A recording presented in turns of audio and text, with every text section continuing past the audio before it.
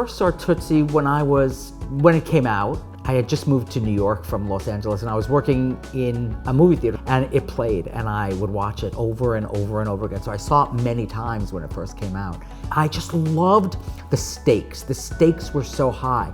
And it asked the question then that I wanted to ask as I approach writing this, which is, if somebody told you you could no longer do the one thing you loved more than anything, how far would you go? What would you do to still be able to do it?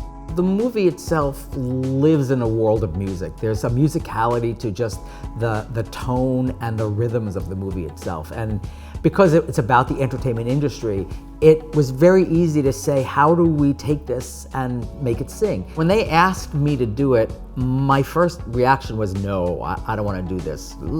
I met with David Yazbek, and we really hit it off.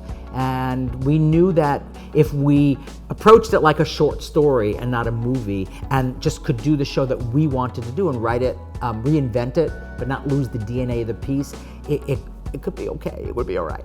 The musical itself has a musical within it. It's an updated version of Romeo and Juliet. We realized early on it needed to be funny, it needed to not take up a lot of real estate, and we needed to just have something that we could go to when we needed it that can help tell our actual story, which is he comes in and he makes the show better, and by doing so, unites the cast and the community to celebrate her, which ultimately is a lie, and the betrayal then becomes that much more intense.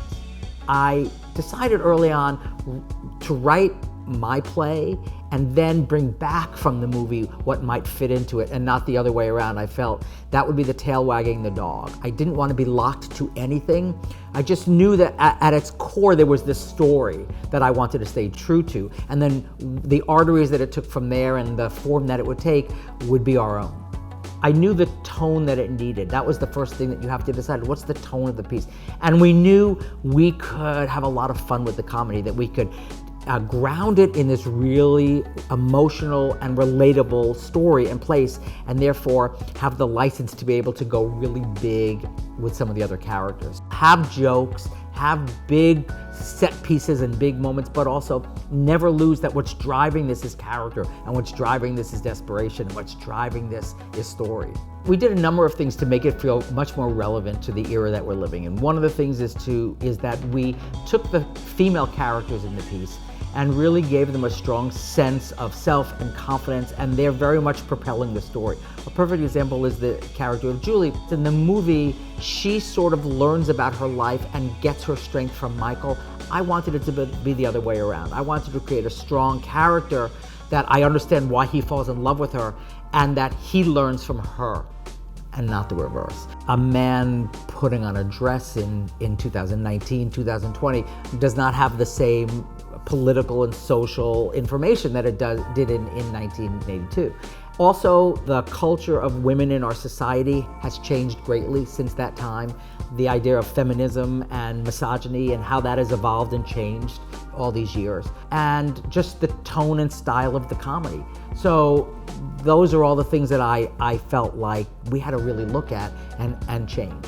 Our version of Tootsie is a love letter both to theater but also to New York. Much of the humor and much of the conversation feels very New York. It has a New York rhythm to it. In New York, if you sit inside your apartment for too long, you feel like FOMO. You are missing out. There's an energy we tried to create in the show that really celebrates New York and has that same pull and that same drive that you have in this city. That feeling of when you write something and you sit in a 1,600-seat theater and you hear uniformly this community of people laughing at something and understanding what you've done and sort of be drawn into it it's a fantastic feeling.